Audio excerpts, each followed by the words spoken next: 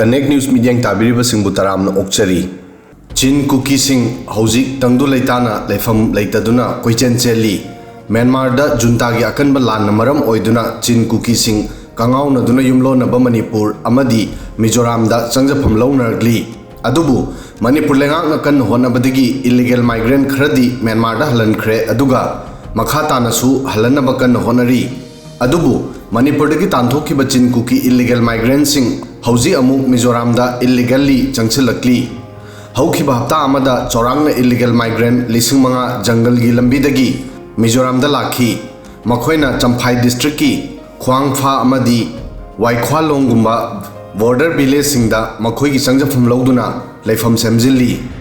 Champhai gi DC Lalrin Chana na hairi Chin Kuki Illegal migrant sing asi May 13 tagi changsinlakhi. Champhai da houjik makhoi gi masing punna lising 13 tagi Changkhre. Khun 8 tagi na 9 da makhoina illegally occupy tauri. Ayamba illegal migrant singna Bharat Myanmar international border gi manak Khwangpha amadi Vaikhavatlang area da makhoi gi mari mata singi nakta changjafam lounari.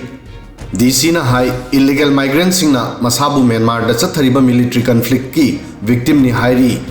Adubu makhoi gi marakta ayamba sing Manipur government na Tanthokhibasing ni. Makhoi gi lebak Myanmar da houjik makhoi gi fibam phatri. Maram asina makhoi mafam asida lakpani. Aikhoi makhoi gi activity mayek sengna khangi Myanmar gi fibam normal oibaga makhoi chatkigani haibasi official singna thajai.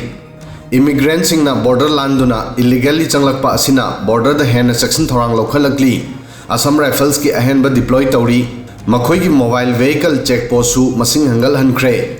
Leiba anibu khaidokliba tiaw turel dasu ahenba force deploy tauri adubu Myanmari sing asina jungle gi lambidagi changsinlakhi. Mizoram ga lonaba Myanmar border open oi. Mizoram gi district taruk Champhai, Siaha, Langklai, Hanathial, Sership amadi Saitwal Myanmar ga loinana border share tawi. Mizoram gi district taramathoi da hokhiba chahi ahumda lising 35 dagi henba Myanmari sing illegally oina leiri. Aizol da leba secretariat sourcing gi matung inna immigrant sing da chorakna Bangladeshi lising 400 su yauri. Makhoi Langklai district ta changjafam louduna leiri. February da Myanmar da myo lising 100 halanki.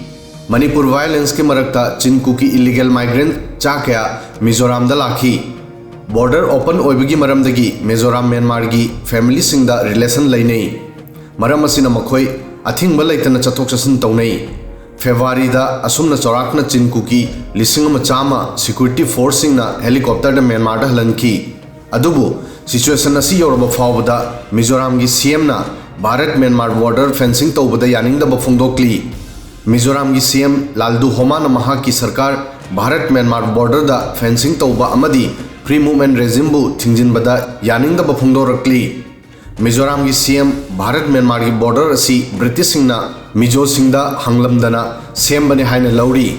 Border asi Mizo singbu tongan tanana ba British singna semlamba divide and rule policy ni haina lawi. CM Bharat amadi Myanmar da leriba Mizo sing administrative unit amagi makhada punsinnaba mangmangli.